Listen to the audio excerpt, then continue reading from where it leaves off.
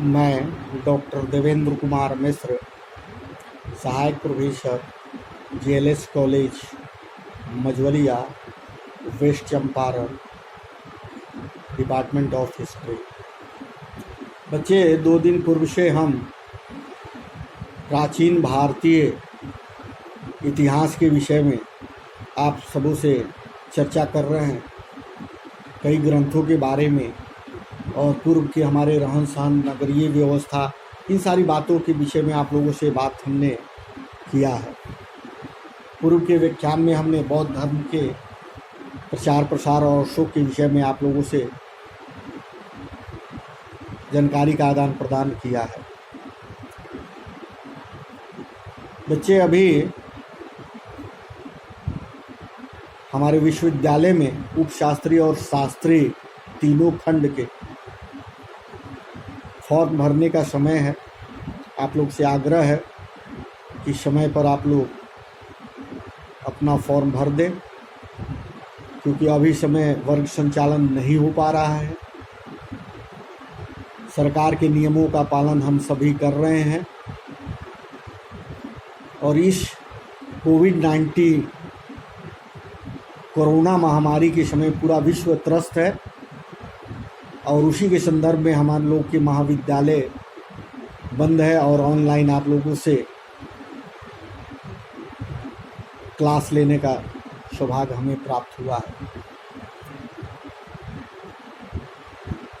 आप लोग को कोई तरह का डाउट हो किसी हमारे विषय से संबंधित, तो हमारे मोबाइल पे बात करें, हमारे व्हाट्सएप पर बात करें और हमसे जानकारी प्राप्त करने का प्रयास करें। और आप लोगों से करबद्ध प्रार्थना है कि सोशल डिस्टेंसिंग का पालन करें,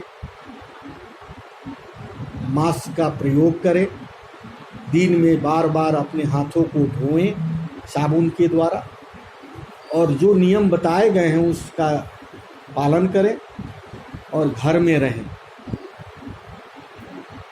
जब भी सरकार का निर्देश प्राप्त होगा, महाविद्यालय खुलेगा और पुनः सुचारू रूप से वर्ग संचालन प्रारंभ होगा। अभी आने वाले समयों में WHO का जो दिशा निर्देश है,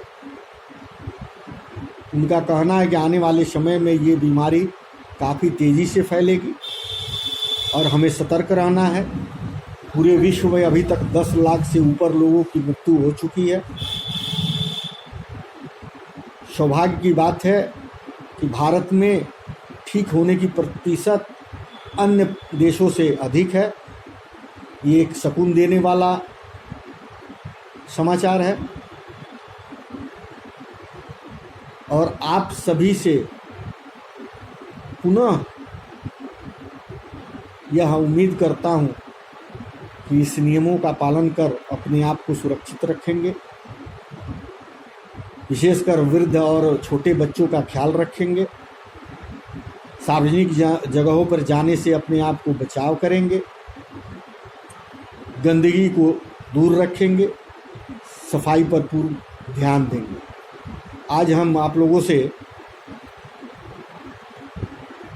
भारतीय पुरातन इतिहास के संदर्भ में जैन साहित्य पर बात करेंगे और आगे जो भी बातें हैं वो आप लोगों को समझाने का प्रयास करेंगे। जैन साहित्य भी प्राचीन भारतीय इतिहास की एक अनेक धुंधले पक्षों पर प्रकाश डालता है।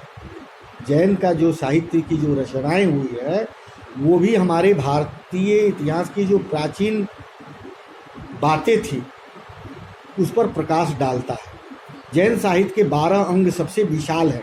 इनमें महावीर के सिद्धांतों तथा जैन भिक्षुओं के नियमों संबंधी विस्तार पूर्वक वर्णन किया गया है। इन ग्रंथों में हमें जैन धर्म के अतिरिक्त उस समय के सामाजिक, आर्थिक, राजनीतिक जीवन का वर्णन मिलता है। कोई भी पुस्तकें लिखी जाती है तो उस काल की, उस समय की, उस सारे परिवेशों का वर्णन उस किताब में किया जाता है कि हमारे सामाजिक रहन सहन कैसे थे, उस समय की आर्थिक स्थिति क्या थी, उस समय की सामाजिक स्थिति क्या थी, हम कितने कारगर थे, हमारे जीविकोपार्जन के क्या क्या साधन थे, हमारी नगरीय व्यवस्था कैसी थी, इन सब बातों पर हम इसकी रचना के द्वारा उस समय की बातों को जानते हैं, समझते हैं और आप एक दूसरे को जानने का अवसर प्राप्त होता है। भद्रबाहु का कल्पसूत्र तथा हेमचंद्र सूरी की दृष्टि काला पुरुष सूत्र ऐतिहासिक दृष्टि से एक महत्वपूर्ण ग्रंथ है। लौकिक साहित्य से अभिप्राय धर्मनिरपेक्ष साहित्य से है। क्या है लौकिक साहित्य? क्या है लौकिक साहित्य में अभिप्राय यह है कि धर्मनिरपेक्ष साहित्य, इसमें व्याकरण, नाटक, काव्य, ऐतिहासिक, राजनीतिक तथा अर्ध ऐतिहासिक ग्रंथ भी सम्मिलित है। इन प्रमुख ग्रंथों का प्राचीन भारतीय इतिहास के निर्माण में बहुमूल्य योगदान है। क्या है? इस ग्रंथ का प्राचीन भारतीय इतिहास के निर्माण में अतुलनीय योगदान है। यह ग्रंथ भारत के सांस्कृतिक इतिहास पर भी पर्याप्त प्रकाश डालते हैं कि उस समय की सांस्कृतिक व्यवस्था क्या थी, इस सब बातों की भी जानकारी ये ग्रंथ, ये पुस्तकें हमें देती है। अष्टाध्यायी और महाभाष्य क्या है? अष्टाध्यायी का लेखक पाणिनि और महाभाष्य का लेखक पतंजलि था। यह दोनों ग्रंथ प्राचीन काल भारत के विख्यात व्याकरण के ग्रंथ हैं। ये पतंजलि और पाणिनि द्वारा जो ग्रंथ लिखी गई वो प्राचीन काल भारत के एक विख्यात व्याकरण के ग्रंथ। इन ग्रंथों से हमें कहीं कहीं उस समय के आर्थिक, सामाजिक, धार्मिक दशा के विषय में मुख्य वर्णन मिलता है कि हमारी आर्थिक व्यवस्था कैसी थी, सामाजिक व्यवस्था कैसी थी, हमारे रहन सहन कैसे थे। आज का परिवेश जो पश्चिम सभ्यता की तरफ जा रही है, आने वाले समय में समाज में इसका बड़ा ही बुरा प्रभाव होने वाला है।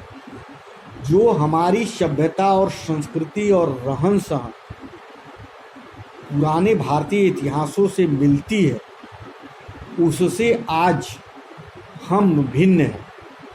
क्यों भिन्न है? सभी कहते हैं कि हमारी वैज्ञानिक बहुत आगे है, हमारा विज्ञान बहुत आगे है, परंतु हमारे रहन सहन और हमारे सामाजिक परिवेश खराब हो रहा है, वातावरण प्रदूषित हो रहा है। और वातावरण हमारे इतने प्रदूषित हो गए हैं कि आज हमें इस पे काफ़ी जोर से ध्यान देने की ज़रूरत है। अब पूरा देश का ध्यान इस पर्यावरण की तरफ गया है, जबकि उस समय के लोग पर्यावरण का बहुत ही ख्याल करते थे, जीवन शैली को अच्छे तरीके से जीते थे। बहुत सारी उस समय कठिनाइयाँ थी, फिर भी लोगों के अंदर ये चेतना थी और सामाजिक रीति रिवाज, धार्मिक दशा आज के समय से काफ़ी उत्कृष्ट थी। अर्थशास्त्र का लेखक कौटिल्य थे। वह चंद्रगुप्त मौर्य का गुरु तथा प्रधानमंत्री था। वह अपने समय का एक महान विद्वान था। कौटिल्य एक महान अर्थशास्त्री थे, बहुत बड़े विद्वान थे। उसके द्वारा लिखे अर्थशास्त्र को प्राचीन भारत की एक अद्वितीय रचना माना जाता है। उसकी तुलना मक्यावली की प्रसिद्ध पुस्तक दी प्रिंस से की जाती है। उनकी तुलना, इतने विद्वान थे कि कई विद्वानों से उनकी तुलना की जाती थी, इतने महान विद्वान थे वो। 15 खंडों में विभाजित है।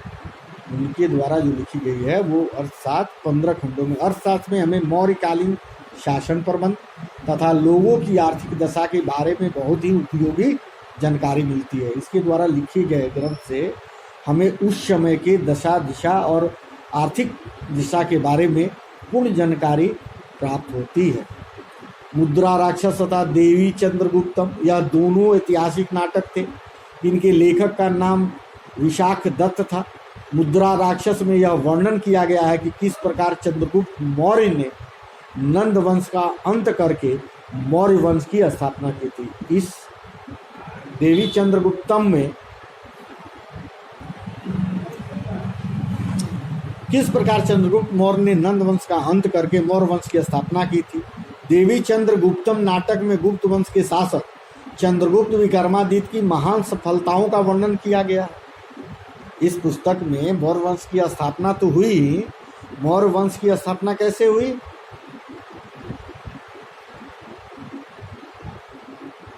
नंद वंश का अंत करके, और नंद वंश के बाद मौर्य वंश की स्थापना हुई और उस शासक चंद्रगुप्त विक्रमादित्य की महान सफलताओं का वर्णन इसके अंतर्गत किया गया। कितने महान थे, उनकी कार्यकुशलता कैसी थी, उसकी शासन व्यवस्था कैसी थी, उस समय के लोग के लिए उनकी क्या सोच थी, इन सारी चीज़ों का वर्णन इसके अंतर्गत किया गया है। उस सबको समझाने और बताने का प्रयास किया गया है।